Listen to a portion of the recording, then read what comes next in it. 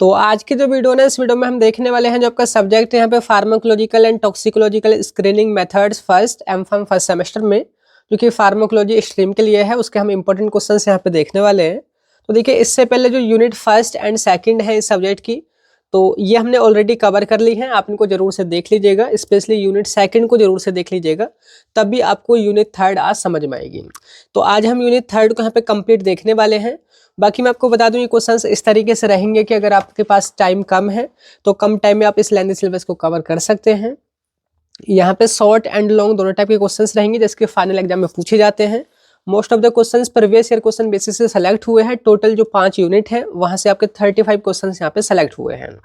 ठीक है, यहाँ पे जो नोट्स वगैरह है और ये कंप्लीट वीडियो वगैरह है ये आपको फार्मेसी वाला ऐप पर मिल जाएंगी। आपने हमारे बैच में जाकर के ज्वाइन कर सकते हैं। सिंपली प्ले स्टोर पे जाना है, सर्च करना है फार्मेसी वाला ऐप को आपने इंस्टॉल कर लेना है एंड लॉगिन या फिर रजिस्टर करने के बाद आपको कई सारे सेक्शंस दिखेंगे। तो आपने एमफार्म के सेक्शन पे जाना है, अपने स्ट्रीम को सेलेक्ट करना है और फर्स्ट सेमेस्टर के बैच में जाकर के ज्वाइन कर लेना है।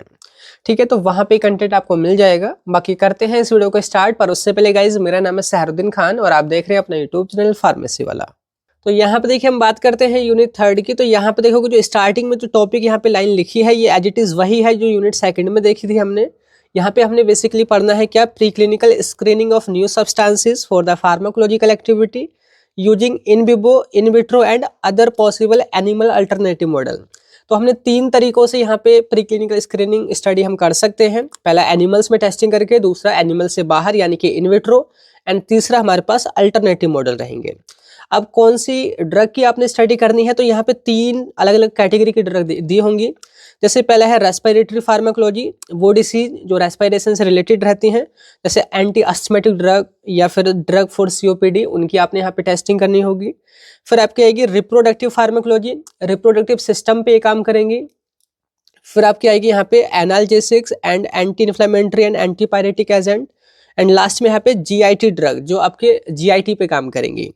ठीक है, तो पहले जो क्वेश्चन आपका बनता है ना वो रेस्पिरेटरी फार्माकोलॉजी के अंदर जो एंटी अस्थमेटिक ड्रग है ना, तो वहां से क्वेश्चन बनता है। जैसे कि आप यहाँ पे देखोगे, describe various pre clinical screening methods for anti asthmatic drug. आपने ये बताना है कि जो एंटी अस्थमेटिक जो ड्रग होती हैं तो उनकी स्क्रीनिंग, उनकी टेस्टिंग करने के लिए एनिमल में कौन कौन से यहाँ पे टेस्ट आपने परफॉर्म करने होते हैं, वो मेथड आपने यहाँ पे बताने हैं। तो लिखने का तरीका वही रहेगा जो यूनिट सेकंड में हमने समझा था कि पहले जो ड्रग है कैटेगरी उसको डिफाइन करना है, उसके 2-4 एग्जाम्पल लिखने हैं। फिर हेडिंग आपको लगानी होगी कि प्री क्लिनिकल स्क्रीनिंग मेथड, सभी को एनलिस्ट कर देना है, कोई 2 या 3 को मैक्सिमम यहाँ पे एक्सप्लेन कर देना है।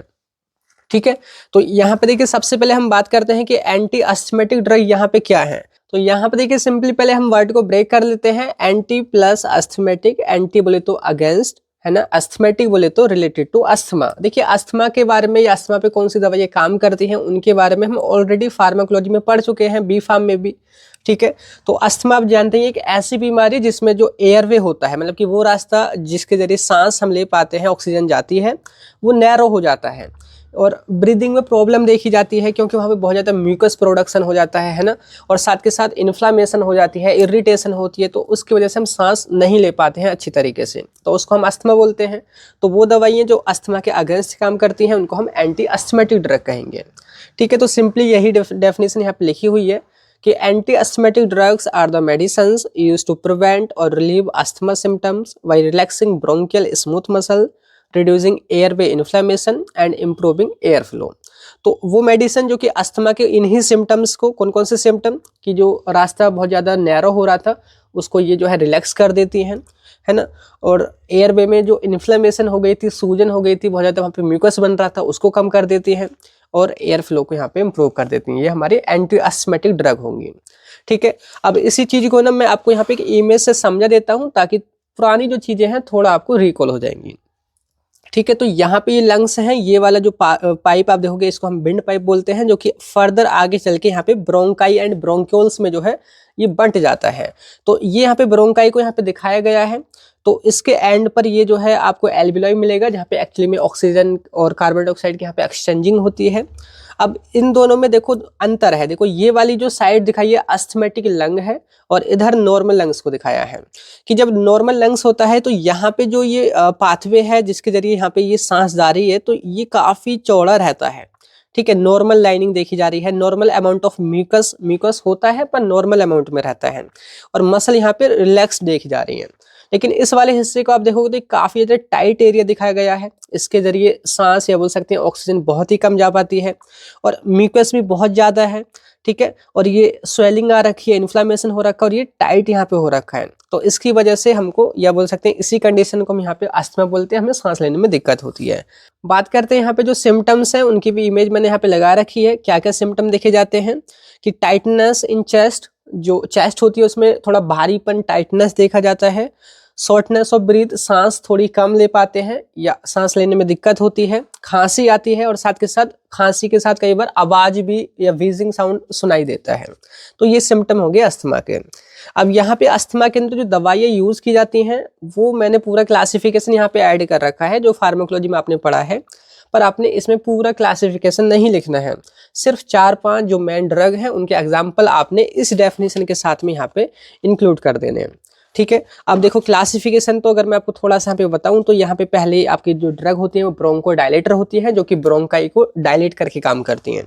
उसकी भी 3 कैटेगरी है, बीटा 2 सिम्पैथोमिमेटिक्स है, मिथाइलजेंथिन है, एंटीकोलिनर्जिक्स है।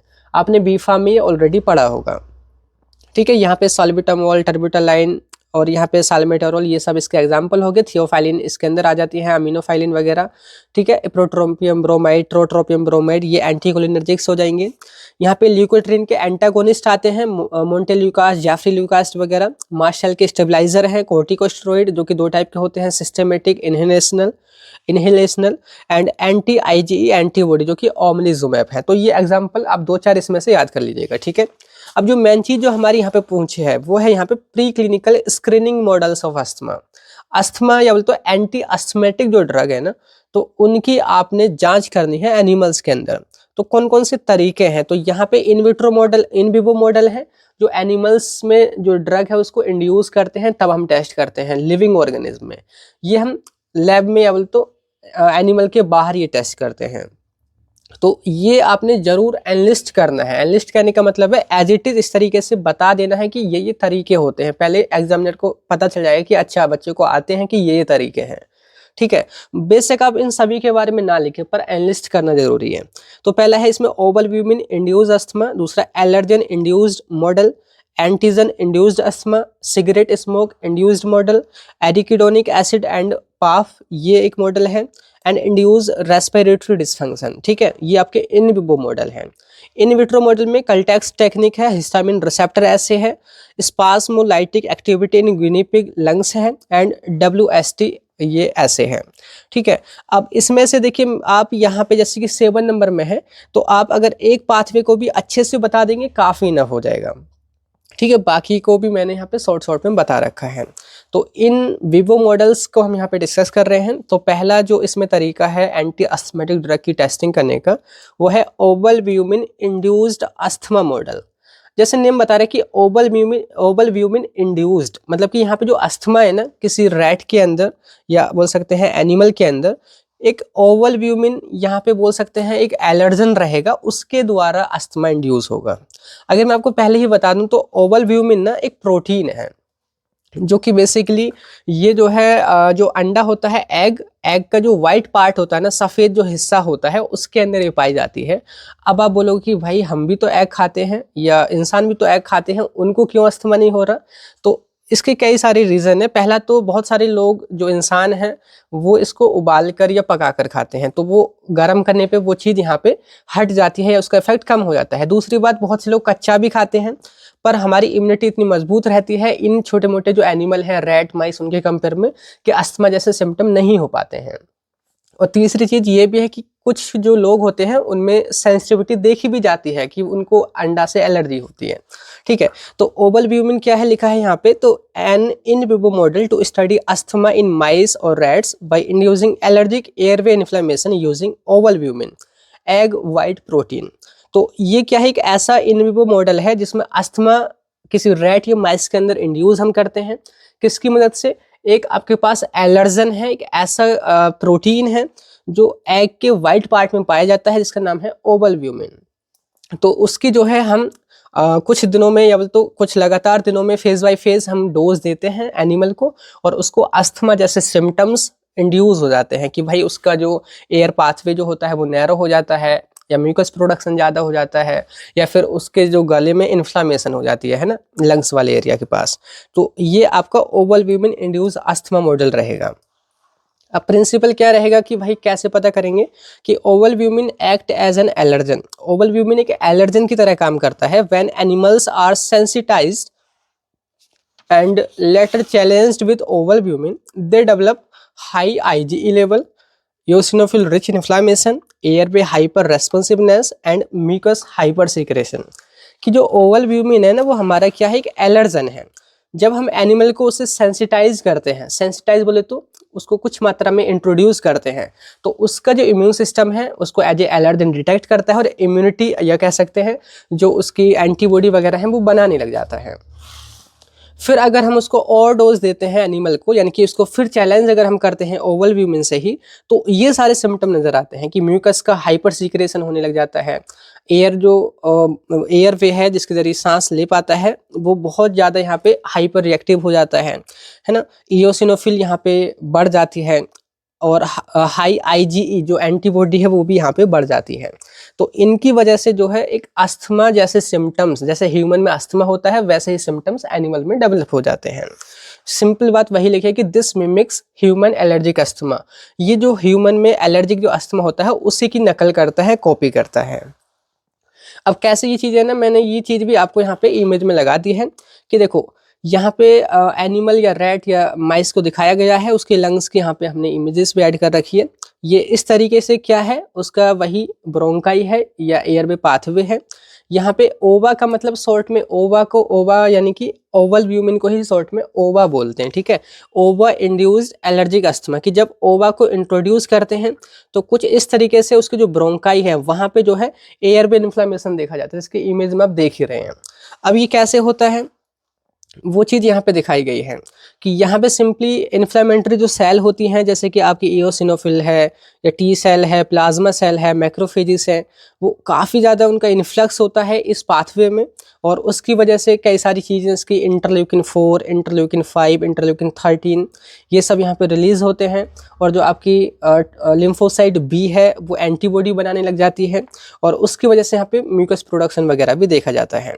इस तरीके से ये म्यूकस प्रोडक्शन होना, इन्फ्लामेशन होना है ना, एयरवे का कंस्ट्रिक्ट होना, तो ये एक अस्थमा जैसे जो सिम्टम है उनकी नकल करता है। अब एंटी अस्थमेटिक जो ड्रग है अगर आप उनको दोगे तो वो इसी जो चीज़ है एयरवे इन्फ्लामेशन है उसको रोकेंगी, या फिर इन एंटीबॉडी को नहीं बनने देंगी, या म्यूकस के प्रोडक्शन को कम करेंगी, ठीक है। वही चीज़ तो यहाँ पे दिखा रखी है।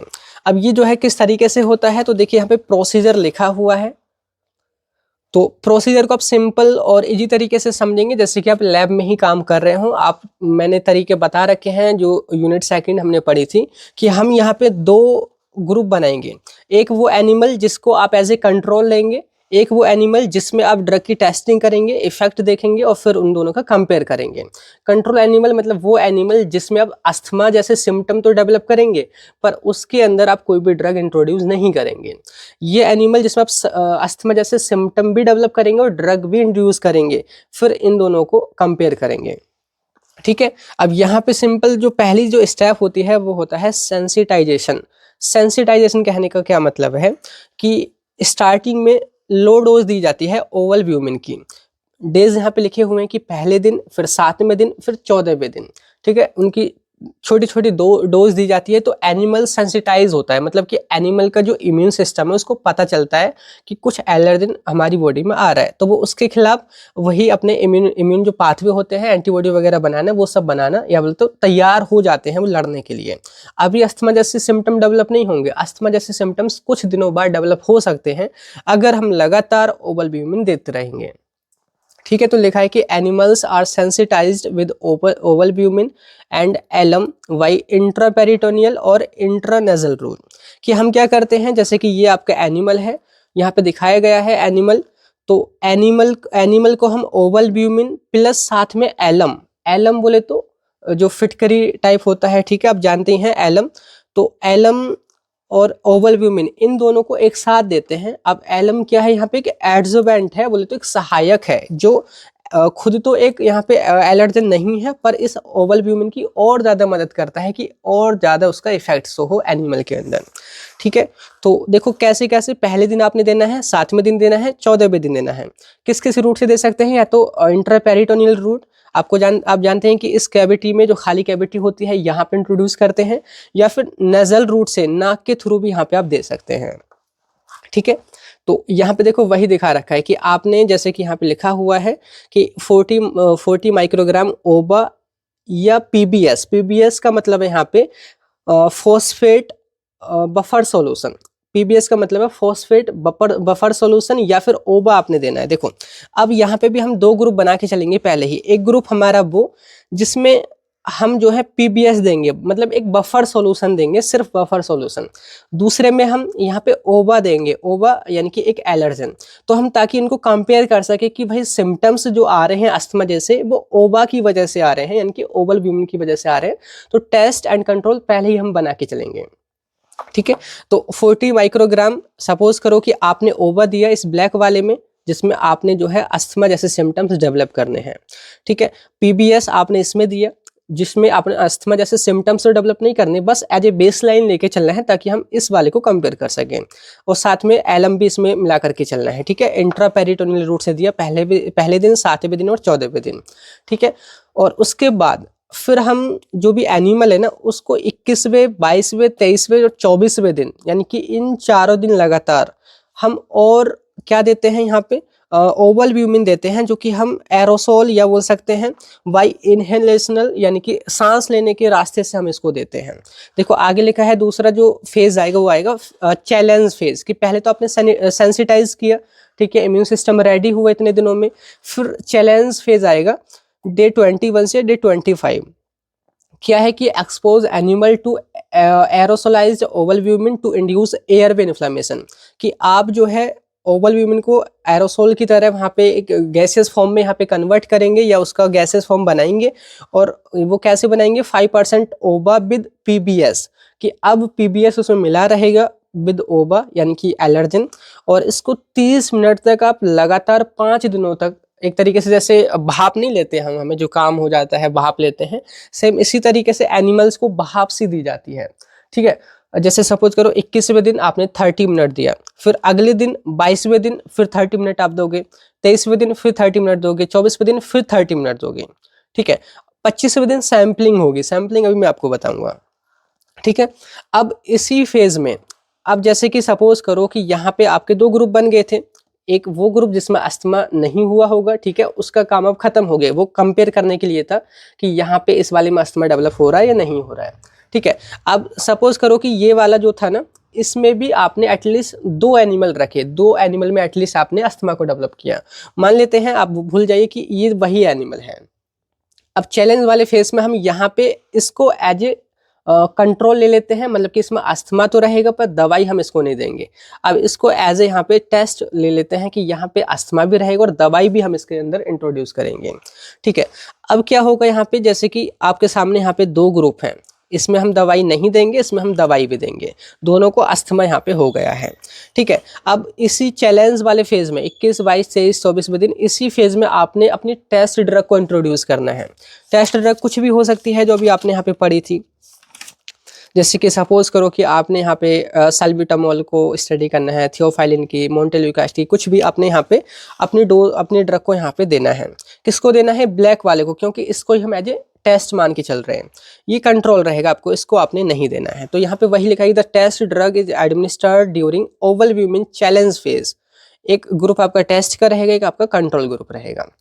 ठीक है, अब उसके बाद में देखिए हमको जो है, जैसे इतने दिन हम इसको लगातार डोज देते रहेंगे, फिर हमारी दवाई काम कर रही है या नहीं कर रही है, वो चेक करने के लिए हमको इन एनिमल को सैक्रिफाइस करना पड़ेगा। सैक्रिफाइस हमको 25वें दिन यानी कि 25वें दिन करना होगा, जिसको हम सैम्पलिंग बोलते हैं। ठीक है, जैसे कि यहाँ पे आगे लिखा है सैम्पलिंग एंड असेसमेंट डे, जो कि डे 25 है, कि sacrifice animals collect lungs and वाल लिक्विड। तो आपने जो है सेक्रीफाइस करना है एनिमल को, और लंग्स को यहाँ पे कलेक्ट कर लेना है, और जो लिक्विड होता है उसको भी यहाँ पे कलेक्ट कर लेना है।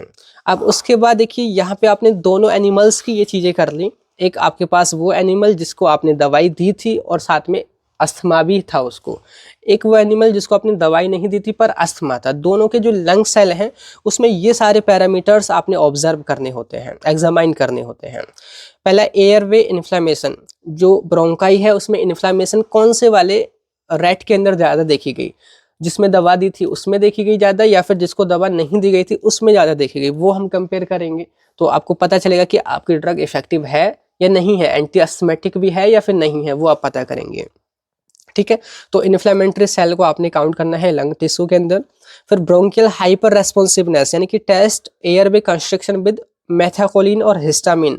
आपने हिस्टामिन और मेथाकोलिन की मदद से जो है ब्रोंकियल जो मतलब कि पाथवे होता है या बोल सकते हैं जो रास्ता होता है, ठीक है, एयरवे का, उसमें चेक करना है कि कंस्ट्रक्शन है या नहीं है, वो सिकुड़ा हुआ है या नहीं है, दोनों को कंपेयर करना है।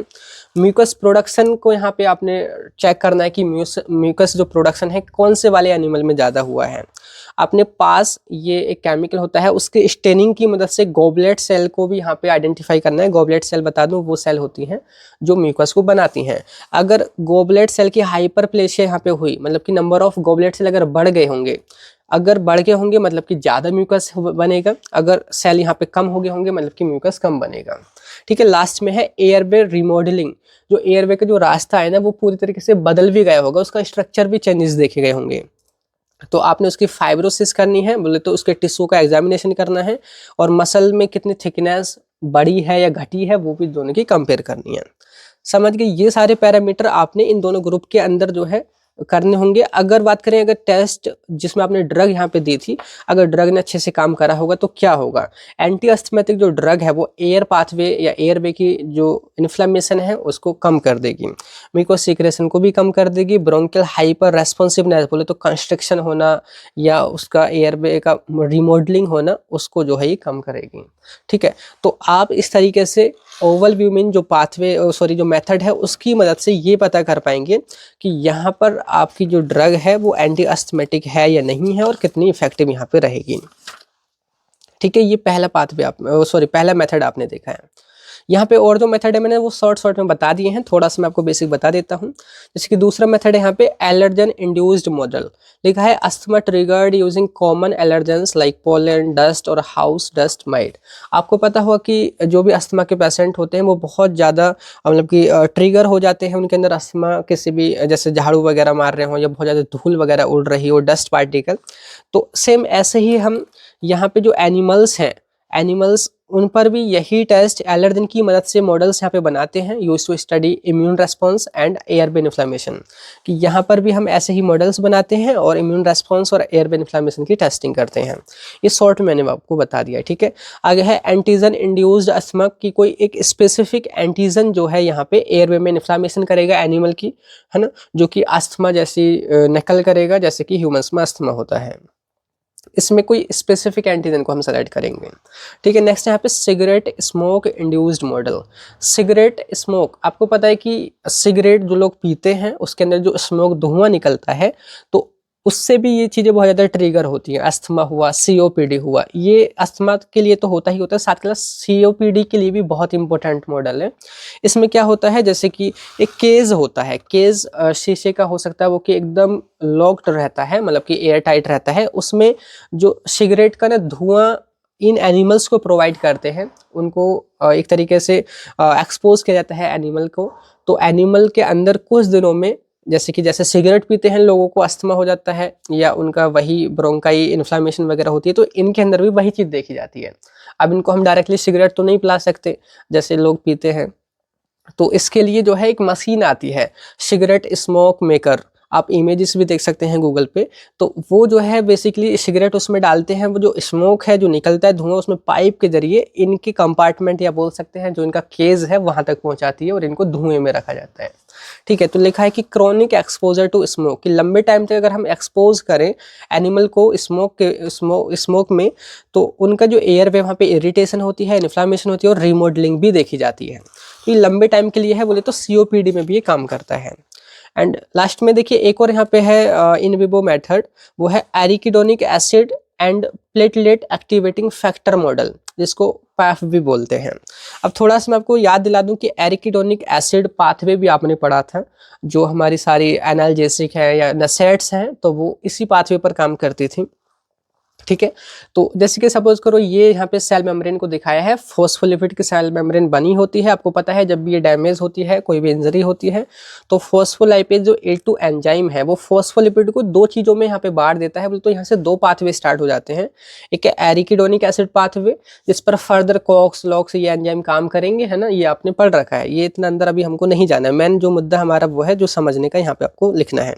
ठीक है, दूसरी तरफ जो फॉस्फोलाइपेज A2 है उससे लाइसो पैफ बनता है। पैफ कहने का मतलब है प्लेटलेट एक्टिवेटिंग फैक्टर।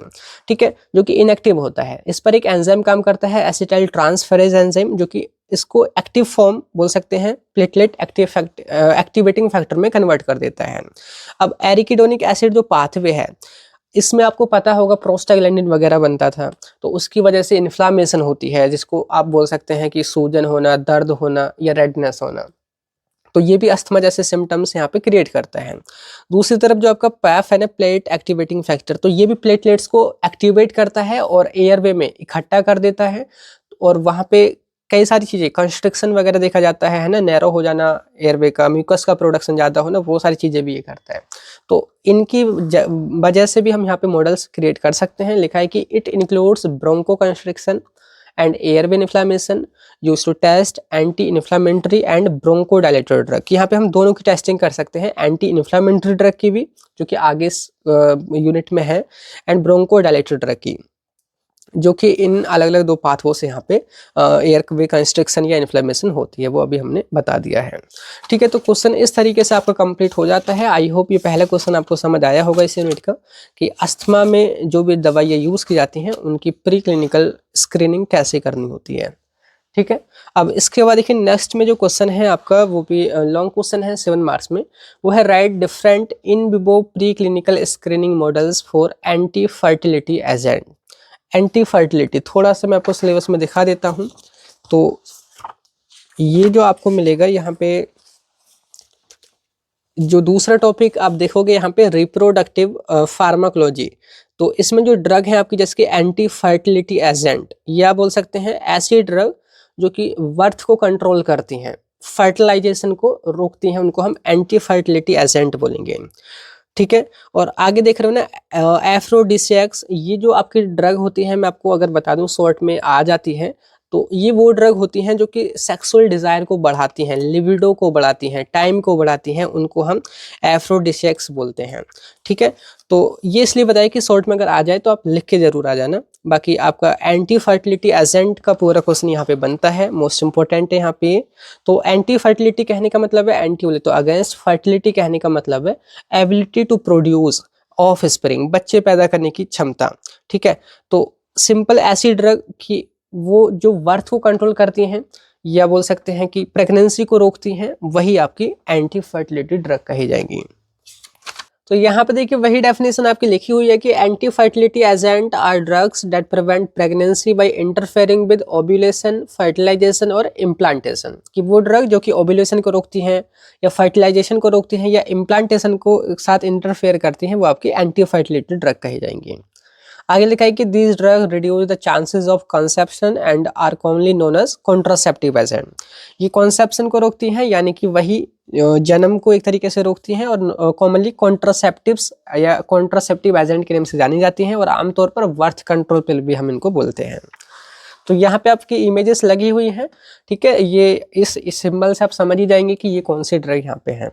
ठीक है, अब यहाँ पे देखिए हम बात करते हैं, जो स्टार्टिंग में क्लासिफिकेशन मैंने ऐड कर रखा है कि मेथड्स ऑफ कॉन्ट्रासेप्शन, कि यही बर्थ कंट्रोल किन किन तरीकों से होता है।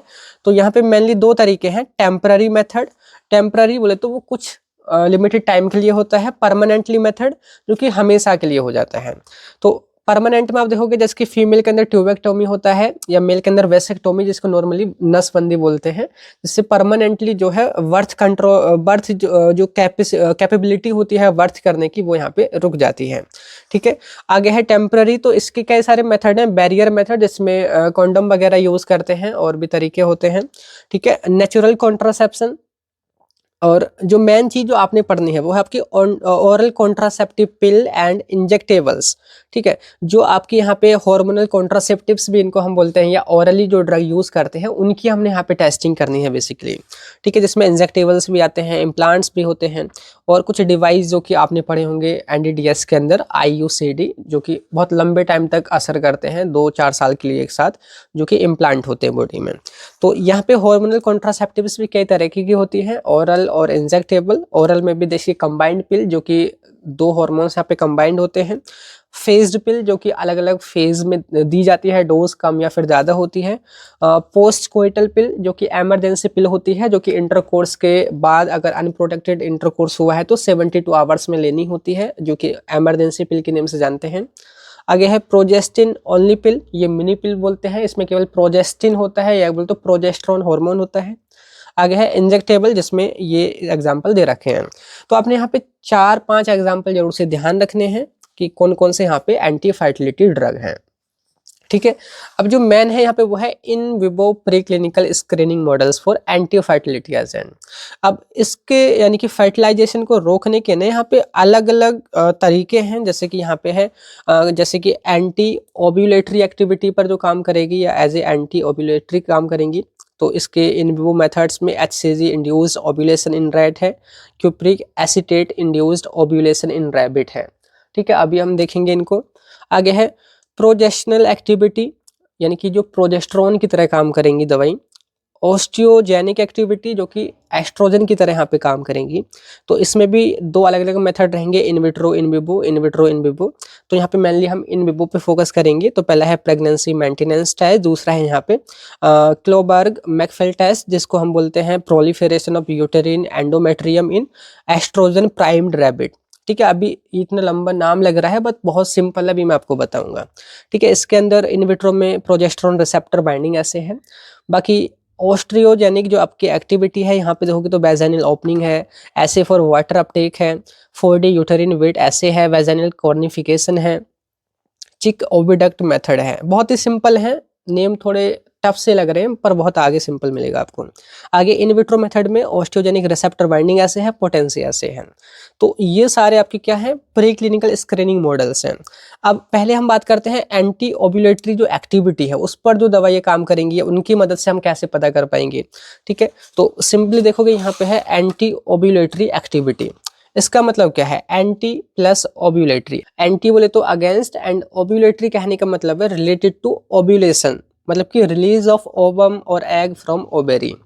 कि ओव्यूलेशन आप जानते हैं, अगर नहीं भी जानते हैं तो मैं आपको बता दूं कि जैसे कि जो मेंस्ट्रुअल साइकिल होती है 28 या फिर 30 डेज की, जिस टाइम पे पीरियड आते हैं, अगर उसी पहले दिन से अगर आप काउंट करें तो 14वें दिन जो एग होता है फीमेल के अंदर, जिसको हम ओवम भी बोलते हैं, तो वो जो है परिपक्व या बोलते हैं मैच्योर होकर के वो फैलोपियन ट्यूब में रिलीज होता है। और अगर उस टाइम पे इंटरकोर्स होता है और स्पर्म वहाँ पे उसको मिल जाता है, तो वो दोनों मिलकर के यहाँ पे जाइगोट बना लेते हैं। तो उसी फेज को 14वें दिन या बोलते 13वें 14वें दिन को उसको हम ओव्यूलेशन फेज बोलते हैं, उस प्रोसेस को ओव्यूलेशन बोलते हैं, एग के रिलीज होने को। तो एंटी बोले तो अगेंस्ट, मतलब कि ऐसी ड्रग, अगर ड्रग के अंदर ऐसी एक्टिविटी है कि वो ओव्यूलेशन को ही रोक दे रहा है, ठीक है, तो वो हमारी एंटी ओव्यूलेटरी एक्टिविटी कहा जाएगा। जब ओवम ही या बोले तो एग ही नहीं बनेगा, तो इंटरकोर्स बेशक हो, वहां पे स्पर्म बेशक पहुंचे, वहां पे जाइगोट नहीं बन पाएगा। तो इस तरीके से भी यहाँ पे आप ड्रग की टेस्टिंग कर सकते हैं कि anti ovulatory activity means the ability of a drug to stop और prevent the release of an egg from the ovary which prevent fertilization and pregnancy. कि मतलब कि ड्रग की वो एबिलिटी कि ओव्यूलेशन को रोक दे और उसकी वजह से जो है फर्टिलाइजेशन ना हो या प्रेगनेंसी ना हो, तो वो एंटी ओव्यूलेटरी एक्टिविटी कही जाएगी। अब इसको चेक करने के लिए कि आपकी drug anti ovulatory activity show करती है या नहीं करती है, उसके ही यहाँ पे जो है मेथड दे रखे हैं। जैसे कि इन वो मेथड यहाँ पे 2 थे, HCG इंड्यूस्ड ओव्यूलेशन इन रैट, दूसरा क्यूप्रिक एसिटेट इंड्यूस्ड ओव्यूलेशन इन रैबिट। ठीक है, पहले हम बात करते हैं कि HCG के द्वारा इंट्रोड्यूस किया गया ओव्यूलेशन इन रैट। कि रैट के अंदर सपोज करो कि ये आपके यहाँ पे भी 2 ग्रुप रहेंगे, ठीक है, इनके अंदर दो आपके ग्रुप के अंदर यानी कि रैट के अंदर ओव्यूलेशन हम इंड्यूस करेंगे with the help of an hormone that is HCG, human chorionic gonadotropin. HCG ये ह्यूमंस के अंदर पाए जाने वाला एक हार्मोन है जिसकी यहाँ पे डोज दी जाती है, इंजेक्ट करते हैं एनिमल्स के अंदर। और ये जो है जैसे ल्यूटनाइजिंग जो हार्मोन होता है, आपको मैं बता दूं ल्यूटनाइजिंग हार्मोन बहुत ही इंपॉर्टेंट होता है। ल्यूटनाइजिंग हार्मोन हुआ जैसे कि यहाँ पे सिंपली मैं आपको बताऊं, ये 3 आप हार्मोन के यहाँ पे नाम ध्यान रख लीजिए। एक है LH ल्यूटनाइजिंग हार्मोन, इसको हम बोलते हैं, ठीक है। FSH फॉलिकल स्टिमुलेटिंग हार्मोन, ठीक है, ये 2 मोस्ट इंपॉर्टेंट है। और एक हमारा HCG है जिसका अभी हम यहाँ पे बात कर रहे हैं, यानी कि ह्यूमन कोरियोनिक गोनाडोट्रोपिन। तो ये काफ़ी इंपॉर्टेंट रोल निभाते हैं प्रेगनेंसी को मेंटेन करने में, या कहें तो अगर ये नहीं रिलीज हो रहे हैं या बहुत ज़्यादा रिलीज हो जा रहे हैं तो प्रेगनेंसी में दिक्कत हो सकती है, ठीक है। तो यहाँ पे लिखा है कि HCG, जो HCG एक ये हार्मोन है, इसको इंजेक्ट किया जाता है इन एनिमल के अंदर। और एनिमल में जो ल्यूटनाइजिंग हार्मोन है उसी की ये कॉपी करते हैं, नकल करते हैं। और कोई भी जो यहाँ पे इसमें फीमेल रैट रहेगी उसको प्रिपेयर करते हैं प्रेगनेंसी के लिए, ठीक है, ओव्यूलेशन उनमें कराते हैं। तो वही लिखा है कि HCG जो है ना, human chorionic gonadotropin hormone induce ovulation that mimic luteinizing hormone यानी कि LH, ठीक है। If a test drug block this, अगर टेस्ट ड्रग इसको ब्लॉक कर देती है, it shows anti ovulatory activity. कि सपोज करो कि ये आपके पास फीमेल रैट है, ठीक है, इसमें आपने ओव्यूलेशन कराया, किससे, एक हार्मोन इंट्रोड्यूस करा HCG नाम का। ओव्यूलेशन मतलब कि एग का रिलीज होना, और उससे पहले या उसके ही साथ आपने कोई ऐसी ड्रग दे दी जिसकी आप टेस्टिंग कर रहे हैं। अगर वो ड्रग जो आपका HCG हार्मोन आपने दिया था, अगर उसके इफेक्ट को कम कर दे रही है या कह सकते हैं ओव्यूलेशन को रोक दे रही है, तो वही आपकी एंटी ओव्यूलेटरी ड्रग कही जाएगी। कितना सिंपल है। तो यहाँ पे देखिए मेथड वही है कि मेथड में क्या है कि the test drug is introduce in adult female rat before injecting HCG। कि सबसे पहले हम क्या करते हैं, एक एडल्ट रैट फीमेल लेते हैं, उसके अंदर वो ड्रग इंट्रोड्यूस कर देते हैं जिसकी आपने टेस्टिंग करनी है, ठीक है। अब हम HCG हार्मोन देते हैं, इंजेक्ट करते हैं HCG हार्मोन। HCG हार्मोन का काम है ओव्यूलेशन कराना, वो ल्यूटनाइजिंग हार्मोन की एकदम नकल कर रहा है, ठीक है। 24 से 48 घंटे का हम वेट करते हैं और फिर उसके बाद एनिमल को हम सेक्रीफाइस करते हैं। एनिमल को सेक्रीफाइस करके ओवेरी निकालते हैं, ठीक है। ओवेरी के अंदर हम ये देखते हैं कि वहाँ पे क्या ओवम बना था, क्या वहाँ पे कॉर्पस ल्यूटेम बना था, ये हम चेक करते हैं, ठीक है। ध्यान रखना, एक ग्रुप रहता है कंट्रोल का, एक ग्रुप रहता है यहाँ पे टेस्ट का, ठीक है। अगर आपकी ड्रग जो कि एंटी फर्टिलिटी ड्रग आपने दी है तो वो ओव्यूलेशन को रोक देगी, तो उसको आप कंपेयर कर पाएंगे, ठीक है। जैसे कि सपोज करो कि ये ग्रुप वो था जिसको आपने जो है यहाँ पे ओव्यूलेशन तो कराया पर ड्रग नहीं दी, इसमें आपने ओव्यूलेशन भी कराया और ड्रग भी इंट्रोड्यूस करी, तो हो सकता है कि इसमें ओव्यूलेशन रुक जाए। तो यहाँ पे वही रहेगा ऑब्जर्वेशन कि if ovulation does not occur, अगर ओव्यूलेशन नहीं होता है, अगर जो भी आपने इन दोनों एनिमल्स को जो सेक्रीफाइस किया है, सेक्रीफाइस करने के बाद जब आप एग्जामिनेशन कर रहे हैं और आपको कोई भी ओवा या बोल सकते हैं ओवम नहीं नजर आ रहा है वहाँ पे बना हुआ, तो इसका मतलब है कि वहाँ ओव्यूलेशन हुआ ही नहीं है। इट मीन्स कि वो एंटी ओव्यूलेटरी एक्टिविटी शो करी है ड्रग ने, जो भी ड्रग आपने इंट्रोड्यूस करी है, ठीक है। तो ये है आपका यहाँ पे HCG इंड्यूस्ड ओव्यूलेशन, ठीक है। दूसरा मेथड यहाँ पे क्यूपरिक एसिटेट इंड्यूस्ड ओव्यूलेशन इन रैबिट। ये रैबिट में किया जाता है। क्यूपरिक एसिटेट जो है ना, एक केमिकल है जो कि ल्यूटनाइजिंग हार्मोन, जो मैंने आपको बोला ल्यूटनाइजिंग हार्मोन काफ़ी इंपॉर्टेंट है प्रेगनेंसी को मेंटेन कराने के लिए, तो ल्यूटनाइजिंग हार्मोन के रिलीज को बढ़ाता है। कौन? Cupric acetate. तो हम क्यूपरिक एसिटेट, सपोज करो कि ये 2 ग्रुप रहेंगे आपके, एक ग्रुप जिसमें आपने जो है यहाँ पे ल्यूटनाइजिंग हार्मोन के रिलीज को बढ़ाना है, क्या दे करके, क्यूपरिक एसिटेट को। दूसरे में भी सेम वही चीज़ करनी है। इसमें फिर आपने कोई भी ड्रग वगैरह नहीं देनी है, इसमें आपने ड्रग भी देनी है। तो जब आप ड्रग दोगे एंटी फर्टिलिटी वाली, यानी कि जो ओव्यूलेशन को रोकेगी, तो अगर ओव्यूलेशन रुक जाएगा तो जब हम इनको सेक्रीफाइस करेंगे, एग्जामिनेशन करेंगे, तो कोई भी ओवम वगैरह नहीं मिलेगा, ठीक है। तो यहाँ पे वही प्रिंसिपल है कि क्यूपरिक एसिटेट कॉजेज ओव्यूलेशन इन रैबिट। क्यूपरिक एसिटेट जो है एक हमारा स्टिमुलेंट होता है ल्यूटनाइजिंग हार्मोन का, जो कि ओव्यूलेशन कराने में रोल निभाता है। If the drug if the test drug prevent this, अगर टेस्ट ड्रग इसको रोक देती है तो वो एंटी ओव्यूलेटरी एक्शन शो करती है। मेथड क्या है, सिंपल वही मेथड है कि टेस्ट ड्रग को सबसे पहले आपने इंट्रोड्यूस करना है, फिर क्यूप्रिक एसिटेट का इंजेक्शन देना है, और कुछ घंटों बाद आपने फिर ये देखना है, मतलब कि ओवरी को डिसेक्ट करके, बोले तो सेक्रीफाइस करेंगे हम एनिमल्स को, ओवरी को निकालेंगे और फिर हम चेक करेंगे कि वहाँ पे क्या ओवम बना था। ओवम बना होगा मतलब कि ड्रग काम नहीं करी, अगर ओवम नहीं बना है मतलब कि ड्रग ने वहाँ पे काम किया है। ठीक है, तो वही चीज़ ऑब्जर्वेशन में यहाँ पे लिखी हुई है कि absence of ovulation mean it indicate anti ovulatory activity. तो ये आपने दो तरीके देख लिए हैं। अगर आप अगर देखेंगे तो ये दो तरीके काफ़ी इनफ हो गए हैं। इनको आप शॉर्ट में भी अगर मेंशन करना चाहिए मेंशन कर सकते हैं, बाकी आप इनको ज़रूर समझ लीजिए कि बाय चांस अगर ये कई बार नाम से भी आ जाते हैं कि कौन कौन सी एक्टिविटी पे फोकस करना है, तो आप इनको एक बार देख लीजिए। मेनली यहाँ पे जो है यही है जो मैंने आपको दोनों तरीके बता दिए हैं। अब यहाँ पे देखिए दूसरे जो मेथड है, देखिए वो यहाँ पे प्रोजेस्शनल एक्टिविटी। सिंपली अगर मैं वर्ड को ब्रेक करूं, प्रो प्लस जेस्टेशन, तो प्रो बोले तो इन फेवर ऑफ या सपोर्टिंग, एंड जेस्टेशन बोले तो प्रेगनेंसी, मतलब कि जो चीज़ प्रेगनेंसी को सपोर्ट करे, या बोल सकते हैं प्रोजेस्टेरोन लाइक एक्टिविटी। आपने पढ़ा होगा फीमेल के अंदर दो मेन सेक्स हार्मोन होते हैं, एक प्रोजेस्टेरोन और एक एस्ट्रोजन।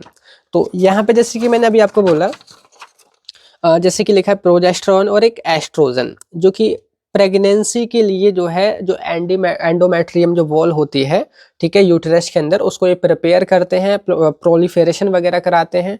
ठीक है, सारी तैयारी यही जो यहाँ पे हार्मोन करते हैं। अब इनका जो कंट्रोल है, ये वाले जो, इनको हम गोनाडोट्रोपिन हार्मोन बोलते हैं, मतलब कि ऐसे हार्मोन जो कि गोनेड्स पे या सेक्सुअल ऑर्गन पे काम करते हैं। तो ल्यूटनाइजिंग हार्मोन है, फॉलिकल स्टिमुलेटिंग हार्मोन है, एचसीजी हमने देखा था, ह्यूमन कोरियोनिक गोनाडोट्रोपिन हार्मोन है। ये सभी जो एंटीरियर पिट्यूटरी ग्लैंड है, पिट्यूटरी ग्लैंड जो कि हाइपोथैलेमस के द्वारा कंट्रोल की जाती है ब्रेन के द्वारा, तो पिट्यूटरी ग्लैंड के द्वारा जो है ये हार्मोन्स रिलीज किए जाते हैं। ठीक है, जो कि फर्दर इन वाले हार्मोन्स को जो है ये कंट्रोल करते हैं। ठीक है, अभी हम जो समझ रहे हैं वो है प्रोजेस्टेरोन, मतलब कि ऐसा हार्मोन जो कि नेचुरली फीमेल के अंदर ये होता है। एस्ट्रोजन जो नेचुरली फीमेल के अंदर ये होता है। तो ऐसी ड्रग जो कि प्रोजेस्टेरोन की जैसी ही एक्टिविटी शो करती हैं, वो कही जाएगी प्रोजेस्शनल एक्टिविटी। ठीक है, जैसे मैंने आगे लिखा है प्रोजेस्टेरोन लाइक एक्टिविटी। अब एक यहाँ पे बहुत अच्छा पॉइंट आएगा, थोड़ा मैं अभी आपको बताऊंगा, जस्ट पहले डेफिनेशन समझ लीजिए कि progestational activity means the ability of a drug to act like progesterone by preparing और maintaining the uterus for pregnancy. मतलब कि ऐसी ड्रग जो कि प्रोजेस्टेरोन हार्मोन की तरह काम करती है और प्रेगनेंसी को जो है ये मेंटेन कराती हैं, या बोलते हैं उसके लिए यूटेरस को प्रिपेयर करती है। ठीक है, अब आप बोलोगे कि भाई ऐसी ड्रग तो भाई एंटी फर्टिलिटी वाली तो नहीं होंगी, ये तो एक तरीके से प्रेगनेंसी करा रही है, ना कि प्रेगनेंसी को रोक रही है। पर यहाँ पे एक प्लस पॉइंट यहाँ पे ये छिपा है कि हमारी बॉडी में, आपने पढ़ा होगा, दो सिस्टम चलते थे, एक नेगेटिव फीडबैक सिस्टम, एक पॉजिटिव फीडबैक सिस्टम। सबसे पहले बी फार्म में, एचएपी में वही चीज हमने पढ़ी थी कि जब भी हमारी बॉडी में कोई भी चीज रिक्वायर्ड मात्रा में पूरी हो जाती है, फुलफिल हो जाती है, तो वापस सिग्नल जाता है ब्रेन की तरफ या हाइपोथैलेमस की तरफ कि भाई बस कर दो, अब हमारा काम हो गया, अब हमको नहीं चाहिए। तो सेम वही फंडा यहाँ पे होता है कि जैसे कि प्रोजेस्टेरोन, हमको पता है कि प्रोजेस्टेरोन जो है प्रेगनेंसी में, अगर प्रेगनेंसी कराने के लिए बहुत ज़रूरी है या उसको मेंटेन करने के लिए, तो नेचुरली बॉडी बनाती है। अब क्या हो कि प्रोजेस्टेरोन हम पहले से ही बॉडी के अंदर दे दे, तो बॉडी को तो ये लगेगा, बॉडी तो यही ब्रेन को या हाइपोथैलेमस को सिग्नल देगी कि भाई बस करो, इन वाले हार्मोन्स को रिलीज मत करो, ऑलरेडी प्रोजेस्टेरोन है, पर एक्चुअली में प्रोजेस्टेरोन नहीं है ना। तो ये जो है नेगेटिव फीडबैक की वजह से एक एंटी फर्टिलिटी एजेंट की तरह काम करती है। यही जो आपकी सारी जो ओरल कॉन्ट्रासेप्टिव है ना, यहाँ पे ओरल कॉन्ट्रासेप्टिव में अगर आप देखोगे, ये सारे आपके प्रोजेस्टेरोन लाइक और एस्ट्रोजन लाइक ड्रग का ही कॉम्बिनेशन है, जो कि आप यहाँ पे देख सकते हैं। जैसे कि यहाँ पे लिखा है प्रोजेस्टिन ओनली पिल, इसका मतलब है कि इसमें प्रोजेस्टेरोन जैसी पिल है, या बोलते तो दवाई है। जो प्रोजेस्टेरोन जैसी दवाई होती है ना, ड्रग होती है, उसको प्रोजेस्टिन बोलते हैं। बोले तो यहाँ पे हम वही सेक्सुअल हार्मोन ही दे रहे हैं, जो कि पहले से ही बॉडी में पहुंच जाते हैं, तो उनका लेवल बढ़ जाता है, हमारी बॉडी में नेगेटिव फीडबैक सिस्टम स्टार्ट होता है, फिर वो बाद में रिलीज नहीं होते हैं। ठीक है, तो यही चीज यहाँ पे लिखी है कि if drug acts like progesterone, कि अगर ड्रग प्रोजेस्टेरोन की तरह काम करती है, so it inhibits ovulation by negative feedback, ये नेगेटिव फीडबैक से ओव्यूलेशन को रोक देगी, क्योंकि ये नेगेटिव फीडबैक से फॉलिकल स्टिमुलेटिंग हार्मोन और ल्यूटिनाइजिंग जो हार्मोन है जो कि हाइपोथैलेमस या पिट्यूटरी ग्लैंड के द्वारा रिलीज हो रहे हैं वो सप्रेस हो जाएंगे तो फर्दर जो है प्रेगनेंसी यहाँ पे एक तरीके से मेंटेन नहीं हो पाएगी और ये एंटी फर्टिलिटी एक इफेक्ट कॉज करेगी। समझ गए मेरी बात? तो ये क्या है, नेगेटिव फीडबैक मैकेनिज्म पे काम कर रही है। अब आपने इस टेस्ट में बस ये देखना है कि कोई भी ड्रग प्रोजेस्टेरोन की तरह काम कर रही है या नहीं कर रही है। अब ये चेक करने के लिए आपने जो है कोई एक मतलब कि प्रेग्नेंट एक रैट रहेगी फीमेल, उसके अंदर जो है उसके प्रोजेस्टेरोन की एक जहाँ से रिलीज होता है उस चीज़ को आपने कट करना होगा या ओवेरी को निकालना होगा। अभी मैं आपको बताऊंगा कि कैसे चीज़ें होती हैं। तो इसमें 2 टेस्ट होते हैं, प्रेगनेंसी मेंटेनेंस टेस्ट। तो लिखा है कि progesterone is essential for maintenance of pregnancy. हमने बोला कि प्रोजेस्टेरोन जो है वो जरूरी होता है प्रेगनेंसी कराने के लिए। तो हम क्या करते हैं, यहाँ पे सपोज करो कि 2 आपके ग्रुप लिए, एक हमारा ये कंट्रोल रहेगा, ये हमारा यहाँ पे टेस्ट वाला रहेगा। अब यहाँ पे हम ऐसे आपके एनिमल ऐसे फीमेल रैट लेंगे जिनकी ओवेरी हम निकाल देंगे। अब निकालेंगे कैसे, तो उनके लिए हमको यहाँ पे सर्जरी करनी होगी, कट करना होगा, कट करके ओवेरी को बाहर निकाल लेते हैं और फिर उसको बंद कर देते हैं। अब ये चीज़ हम क्यों करते हैं, देखो ऑलरेडी ओवेरी में नेचुरली एस्ट्रोजन या प्रोजेस्टेरोन जैसी चीज़ें बनेंगी ना, तो हम नहीं चाहते कि वो इंटरफेयर करें। हम तो अपनी ड्रग का चेक करना चाहते हैं यही इफेक्ट कि वो प्रोजेस्टेरोन की तरह काम कर रही है या नहीं कर रही है, वो एस्ट्रोजन की तरह काम कर रही है या नहीं कर रही। तो हमें जो नेचुरली जो चीज़ें हो रही है उनको पहले कट करना पड़ेगा ताकि एक सही रिजल्ट आपके पास है। तो दोनों को हमने यहाँ पे इस तरीके से कर दिया है। अब देखिए हम अपनी ड्रग को इंट्रोड्यूस करेंगे, ड्रग इनके अंदर दी जाएगी। लिखा है कि if the drug maintains pregnancy in ovariectomized pregnant rat, कि एक ऐसी फीमेल रैट जो प्रेग्नेंट है और उसकी ओवेरी को निकाल दिया गया है, यानी कि अब उसकी प्रेगनेंसी को बरकरार रखने के लिए ना उसको प्रोजेस्टेरोन की जरूरत पड़ेगी। और प्रोजेस्टेरोन जो कि ओवेरी से निकल रहा है वो तो ओवेरी हमने निकाल दी है, अब हम उसको ड्रग दिए हैं। अगर ड्रग उस प्रेगनेंसी को कंटिन्यूसली रखती है या मेंटेन कराती है, प्रेगनेंसी लगातार अगर होती है, ठीक है, तो यानी कि वो ड्रग आपकी प्रोजेस्टेरोन की जैसी एक्टिविटी शो कर रही है। समझ गए मेरी बात, प्रोजेस्टेरोन लाइक एक्टिविटी। अब अगर ड्रग यहाँ पे उस प्रेगनेंसी को नहीं मेंटेन कर पा रही है, इसका मतलब वो ड्रग नहीं काम कर रही है प्रोजेस्टेरोन जैसा। तो हमको यहाँ पे 2 रिजल्ट मिलेंगे, या तो हमारी ड्रग प्रोजेस्टेरोन की तरह काम करेगी या फिर हमारी ड्रग प्रोजेस्टेरोन की तरह नहीं काम करेगी। अब जो ड्रग हमारी प्रोजेस्टेरोन की तरह काम कर रही है वही हमारे लिए बेनिफिशियल रहेगी। हमने अभी समझा कि कोई भी ड्रग जो प्रोजेस्टेरोन की तरह काम करेगी, अगर हम उसकी हाई डोज दे दें बॉडी के अंदर, तो वो नेगेटिव फीडबैक मैकेनिज्म से एज ए एंटी फर्टिलिटी, है ना, इनडायरेक्टली, देखो बेसिकली यहाँ पे तो ये प्रेगनेंसी कराने में रोल निभा रही है, पर इनडायरेक्टली अगर उसकी डोज पहले ही दी जाए तो as a anti fertility agent काम करेगी। समझ रहे हो? तो इस तरीके से यहाँ पे जो है प्रोजेस्टेरोनल एक्टिविटी में प्रेगनेंसी मेंटेनेंस टेस्ट की मदद से भी पता किया जाता है।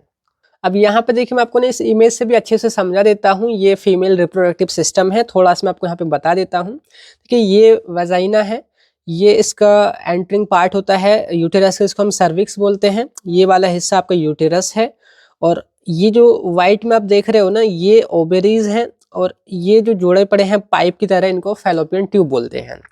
अब देखिए फंडा यहाँ पे समझिए कि कैसे सारी चीज़ें यहाँ पे काम करेंगी और कैसे यहाँ पे हम दवाई की मदद से इस चीज़ को रोकेंगे। तो देखिए सपोज करो ओव्यूलेशन के दिन यानी कि 14वें दिन अगर इंटरकोर्स होता है तो एग यहाँ पे परिपक्व है, वो बन करके फैलोपियन ट्यूब में आता है, ठीक है। अगर उसी दिन इंटरकोर्स होता है तो यहाँ से स्पर्म जो है इस फैलोपियन ट्यूब में पहुंचता है, और यहाँ पे अगर उसको एबम ओबम या एग मिलता है तो वो यहाँ पे जाइगोट बना लेता है, ठीक है। जाइगोट यहाँ पे बन गया, जाइगोट के बाद बैलेस्टोसिस्ट बनता है, यानी कि उसका नेक्स्ट वो लगातार ग्रो करता है, डिवाइड होता है। तो आगे बैलेस्टोसिस्ट के बाद में जो चीजें हैं वो यहाँ पे डेवलप नहीं होंगी, वो मतलब यहाँ से निकल करके इस वाले हिस्से में यानी कि यूटेरस के अंदर आता है। और यूटेरस के अंदर जो लाइनिंग देख रहे हो ना, ये एंडोमेट्रियम वॉल बोली जाती है, उससे आकर के चिपक जाता है, जिसको इम्प्लांटेशन बोलते हैं। अब देखिए सपोज करो कि यही केस इस फीमेल रैट के साथ में हो रहा है, वो प्रेग्नेंट है। प्रेग्नेंट बोले तो ये कंफर्म हो गया है कि हाँ उसके अंदर जाइगोट बन गया है, ठीक है। अब हम क्या करेंगे, उसकी ये वाले हिस्से ओवेरी को सर्जरी से निकाल देंगे। ओवेरी निकलेगी मतलब कि वो हार्मोन जो जरूरत थी जिनकी, जैसे कि प्रोजेस्टेरोन एस्ट्रोजन, वो यहाँ पे अभी नहीं बनाएगी नेचुरली। कौन? ये वाली फीमेल रैट।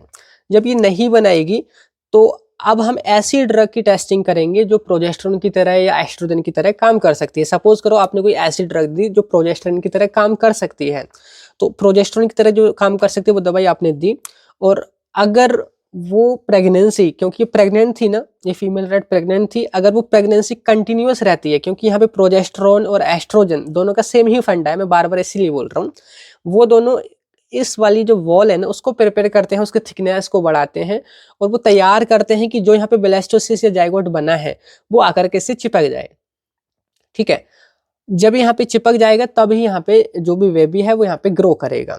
अब क्योंकि यहाँ पे हमने नेचुरली जो चीजें थी वो तो कट कर दी हैं, अगर हमारी दवाई उसी प्रोजेस्टेरोन या एस्ट्रोजन की तरह काम करेगी तो यहाँ पे ये वाला जो ब्लास्टोसिस्ट या जाइगोट वाकई के चिपके आकर के चिपकेगा, अदरवाइज वो वेट करेगा, क्योंकि यहाँ पे अगर ये परिपक्व नहीं हुई बॉल, अगर यहाँ पे अच्छी तरीके से मैच्योर या थिक नहीं हुई तो वो यहाँ पे ब्लीडिंग के थ्रू बाहर यहाँ पे निकल जाएगा। अब सेम यही फंडा जो है फीमेल ह्यूमंस के अंदर होता है। देखिए सपोज करिए कि कोई यहाँ पे फीमेल लेडी है जिनको प्रेगनेंसी देखी गई है, ये पॉजिटिव हो गया है कि स्पर्म मिला है, जाइगोट यहाँ पे बन चुका है, रिजल्ट पॉजिटिव आ रहा है। अब चाहते हैं कि प्रेगनेंसी को रोका जाए। अब उनके अंदर तो हम इन ओवेरीज को नहीं काट सकते, ओवेरीज तो हम उनके अंदर रखेंगे ही, है ना, और यहाँ से जो हॉर्मोन्स हैं आपके एस्ट्रोजन प्रोजेस्टेरोन वो नेचुरली यहाँ से रिलीज होंगे, क्योंकि उनका काम है प्रेगनेंसी को कंटिन्यूस करना, इस वाली एंडोमेट्रियम बॉल को जो है थिकनेस को बढ़ाना, और यहाँ पे यूटेरस के अंदर जो बच्चा है वो ग्रो करेगा, इसलिए वो तैयारी करते हैं। पर क्या हो कि हम पहले से ही ऐसी दवाई दे दें प्रोजेस्टेरोन की जैसी या एस्ट्रोजन के जैसी, जैसे ही वो दवाई देंगे ओरली या अलग दूसरे रूट से, तो वो यहाँ पे प्रोजेस्टेरोन या एस्ट्रोजन के लेवल को बढ़ा देंगी। जब वो लेवल बढ़ जाएगा तो यहाँ से एक सिग्नल जाएगा, नेगेटिव फीडबैक जाएगा किसके पास, आपकी एंटीरियर पिट्यूटरी ग्लैंड के पास या बोलते हो हाइपोथैलेमस के पास, कि भाई बस करो, अब मत बनाओ आगे के हार्मोन, ल्यूटिनाइजिंग हार्मोन या फॉलिकुलर स्टिमुलेटिंग हार्मोन, हमारे पास जितना प्रोजेस्टेरोन एस्ट्रोजन चाहिए तो वो बन गया, पर एक्चुअली में नहीं बना है। कुछ टाइम बाद जो ड्रग का इफेक्ट है वो तो कम हो जाएगा, पर प्रोजेस्टेरोन एस्ट्रोजन का लेवल एकदम कम हो जाएगा, है ना, वो आपको चाहिए, पर यहाँ पे गलत एक मैसेज भेज दिया गया है, क्योंकि वहाँ पे एक नेगेटिव फीडबैक की वजह से अब रिलीज नहीं होगा कोई भी यहाँ से एस्ट्रोजन प्रोजेस्टेरोन, और जो भी दवाई आपने दी है वो यहाँ पे ज़्यादा देर तक रुकेगी भी नहीं, और फिर ये वाली जो वॉल है वो रेडी नहीं हो पाती है, और उसके बाद यही वाला जो हिस्सा है जहाँ से वो आपका ब्लास्टोसिस्ट या जाइगोट आकर के चिपकाता है, यही कट कट करके यहाँ से निकलता है। ठीक है, जो ब्लीडिंग वगैरह देखी जाती है, काफ़ी ज़्यादा पेन होता है उस टाइम पे, तो ये इस तरीके से सारा काम करता है। समझ गए? तो ये pregnancy maintenance test I hope आपको अच्छी तरीके से समझ आ गया होगा। तो ये अभी तक हमने यहाँ पे कवर करा है, बाकी जो और भी सारी जो आपकी आगे की चीज़ें हैं ना, आगे के सारे क्वेश्चन हैं कंप्लीटली तो आपको फार्मेसी वाला ऐप पर मिलेगा, आप हमारे बैच में ज्वाइन कर लीजिए, वहीं नोट्स वगैरह भी मिलेंगे। कैसे ज्वाइन करना है मैंने आपको पहले ही बता दिया था स्टार्टिंग में। तो यही था आज के इस वीडियो में, बाकी फिर मिलते हैं किसी नेक्स्ट वीडियो में, तब तक के लिए bye bye, thank you, have a nice day.